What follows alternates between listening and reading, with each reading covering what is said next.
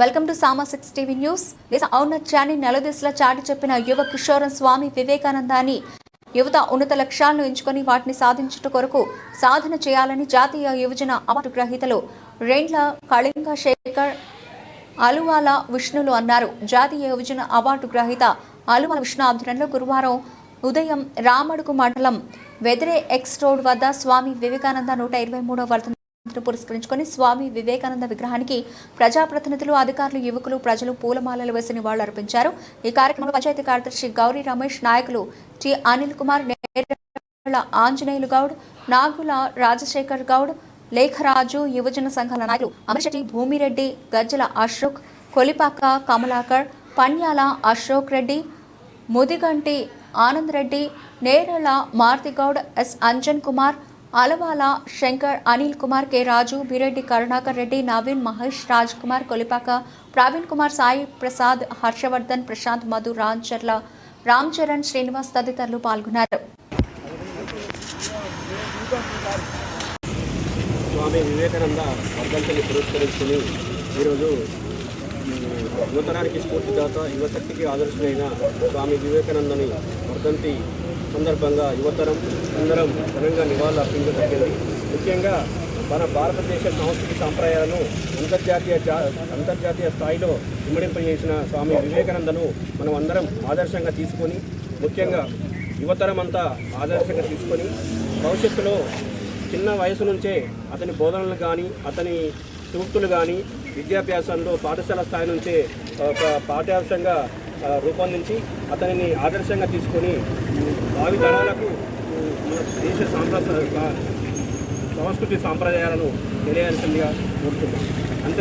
అంతేకాకుండా ముఖ్యంగా ఒక తెలంగాణ రాష్ట్ర ప్రభుత్వంలో ఒక నిర్దిష్టమైన యూత్ పాలసీని రూపొందించి గ్రామీణ స్థాయి నుంచి రాష్ట్ర స్థాయి వరకు యువతలో ఒక నూతన ఉత్సాహాన్ని నింపడం కోసం ఒక యూత్ పాలసీ రూపొందించిందిగా ఈ విధంగా ఈ సందర్భంగా ప్రభుత్వాన్ని విజ్ఞప్తి చేయడం జరుగుతుంది.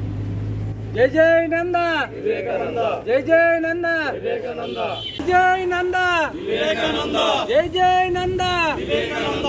యువన సంఘాల ఐక్యత, యువన సంఘాల ఐక్యత, జై జై నంద వివేకానంద, జై జై నంద వివేకానంద. యువన సంఘాల ఐక్యత, యువన సంఘాల ఐక్యత.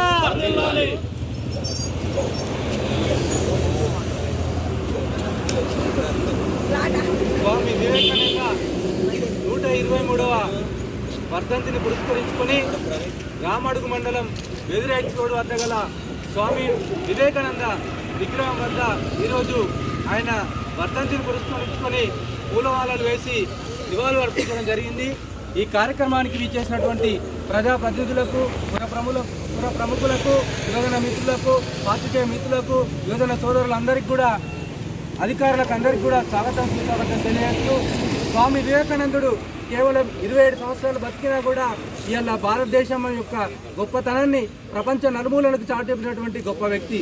కానీ ఇప్పటికైనా కూడా కేంద్ర రాష్ట్ర ప్రభుత్వాలు కేవలం అతని జయంతిని కానీ వర్ధంతిని కానీ అధికారికంగా నిర్వహించకపోవడం చాలా శోచనీయం. ఇప్పటికైనా ప్రజాప్రభుత్వం ఏర్పడింది.